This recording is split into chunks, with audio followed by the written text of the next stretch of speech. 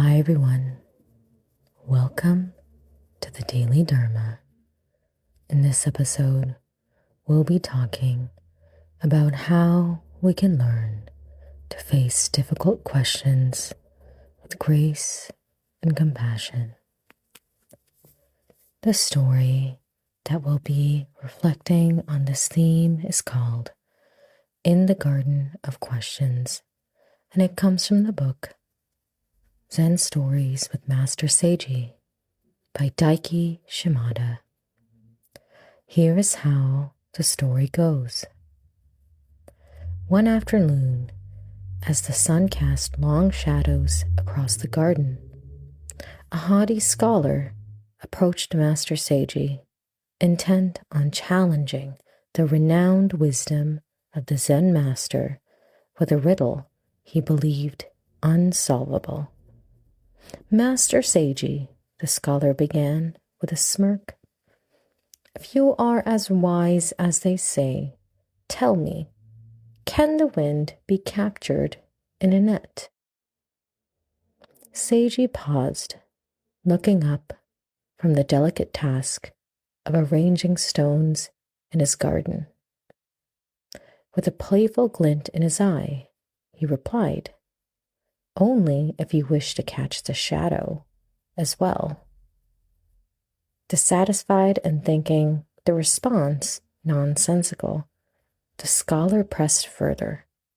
Then, master, can silence be heard in a clap? Without missing a beat, Master Seiji clapped once, startling a nearby bird into flight. The garden fell into a deep silence afterwards, punctuated only by the distant echo of the bird's wings. Listen carefully, Seiji said, for silence speaks in the spaces between sounds. The scholar, now slightly bemused, but still not convinced of Seiji's prowess, decided to pose a final question, one he was sure no amount of cleverness could answer. And can the infinite be measured with a ruler? Master Seiji stood, walked over to the scholar, and handed him a small, ordinary-looking stick from the garden.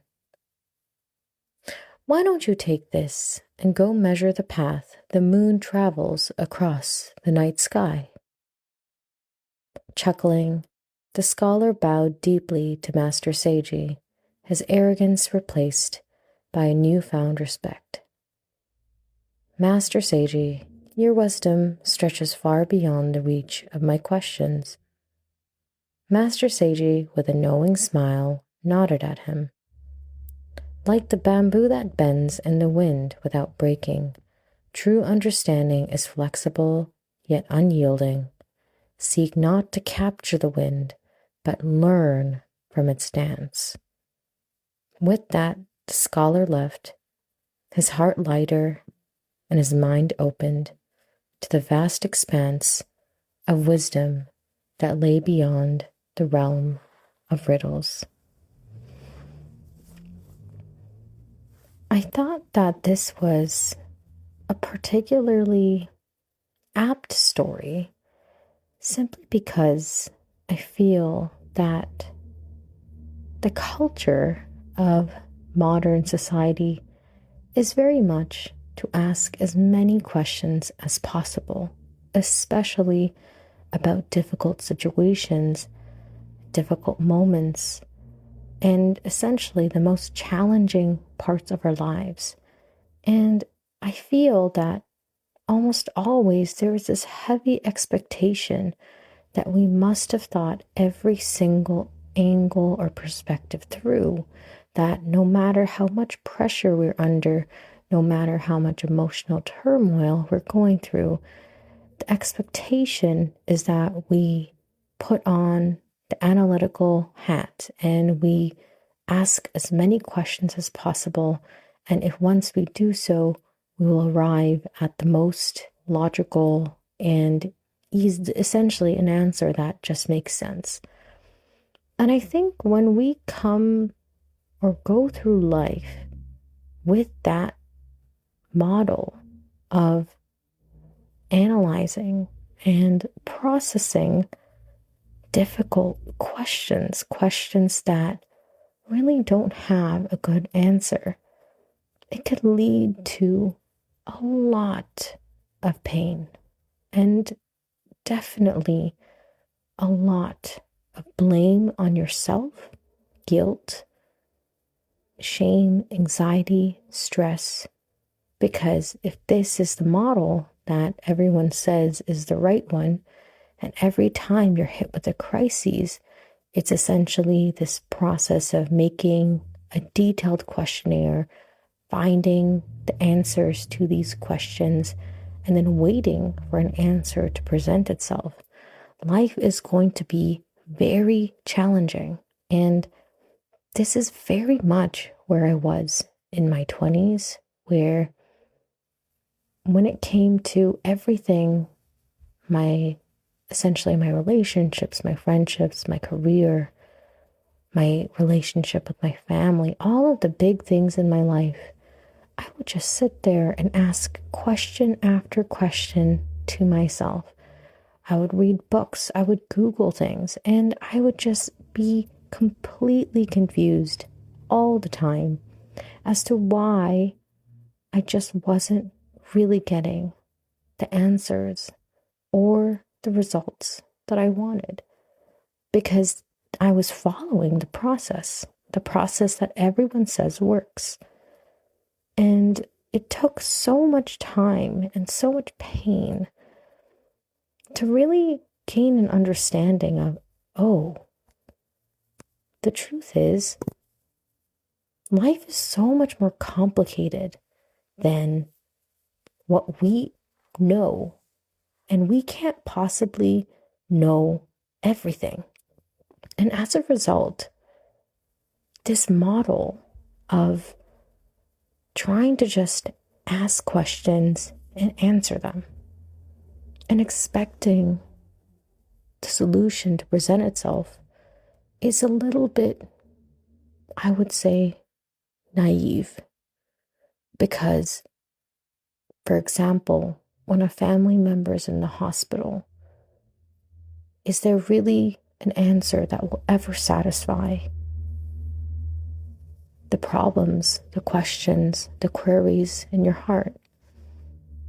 When a beloved relationship of yours ends and all of the possibilities with it, is there ever really an answer that will ever satisfy the pain in your heart? I think that model, and kind of that's very much where the scholar's mind is in this story, which is fascinating, which is he is convinced that if he could only find the answers to these riddles, the meaning of life can be uncovered. But that is a very roundabout and also extremely one-dimensional way of looking at life. And as Master Seiji emphasized, try not to be concerned about whether or not the wind can be captured in a net. That is a completely pointless question to ask yourself. Instead, really think about what can the wind teach us on how we can dance and learn to live through the many rhythms of life as they come and go. And when we start leaning in that direction of, instead of looking for an answer or a solution to every problem we have, instead of just assuming that all you need is an answer to your problems, and asking yourself, okay, what is it that is actually possible right now? What do I need right now? What does the person in front of me need right now? What am I able to give? When we start thinking back to where we are right now, how we feel, and what it is that we want, this is the reflection that actually leads to an emotional and intellectual place where we can start to feel the satisfaction of, okay, I've done what I can. And so now, when I'm dealing with difficult questions, I don't torture myself anymore with that line of thinking of, well, I need to have every single stone unturned about this issue, about this topic. I need to do my research. I need to ask everyone in my life. And that's not to say this is bad, but the reality is, no matter how deep your research goes, no matter how much knowledge you gather, you're not going to get the answer that will solve the problem if that is the perspective you're taking on the problem, that all it is a question that needs answering. But when you kind of approach the issue, the situation, or the difficult question with your heart of understanding that this has happened, it's happened to you, that you are going through this. And now the question is, how do you want to respond to this? Or even if you want to respond to it, is there any purpose or any motivation from you to respond to it at the moment? You start to realize that in reality, and just being there in that moment, and I hate to say the present moment, and just examining what is happening in that moment, that is where we find the very next step in front of us. Because oftentimes we want to know what the 50-step plan is when difficult things happen and difficult questions arise. But that's not realistic, especially when we're under threat, when we feel as though nothing's working. But when we bring ourselves to the moment and we ask ourselves, okay, this has happened. What can I do now? What is the immediate next step? And what do I want to do? That's when we actually know what our immediate next step is. And one foot can move forward, and then the other, and then the next and the next.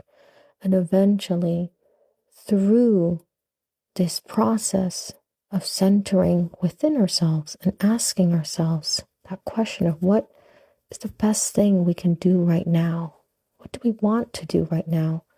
We slowly find our way through the problem rather than simply agonizing over whether or not we've done it right. Thank you so much for listening to this podcast.